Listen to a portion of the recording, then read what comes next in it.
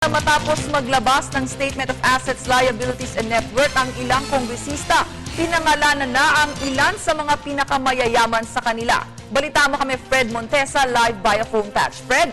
Maraming salamat, Pia. Base nga sa inalabas na Statement of Assets, Liabilities and Net Worth o SALN, umaabot sa 271 ang mga milyonaryong kongresista.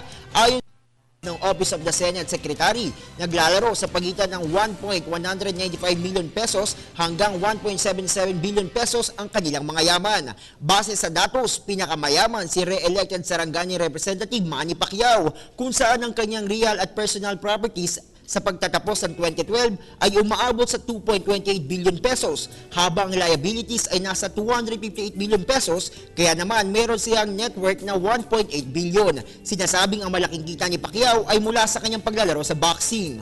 Sumusunod kay Pacquiao si dating First Lady at ngayon ay Ilocos Norte Representative Imelda Marcos na meron namang 932.8 million assets at 10 million pesos liabilities at sa kabuang 922.8 million net worth.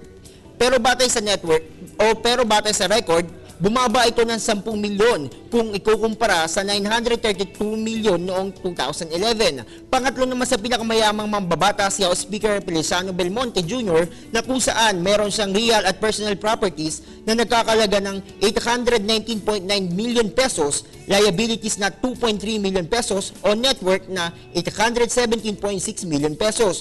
Lumalabas na pinakamaliit na net worth si Anak Pawis Representative Rafael Mariano na mayroon lamang na 92,507.15 mula sa kanyang personal properties. Para sa Telebisyon ng Bayan, Fred Montesa. Maraming salamat Fred Montesa.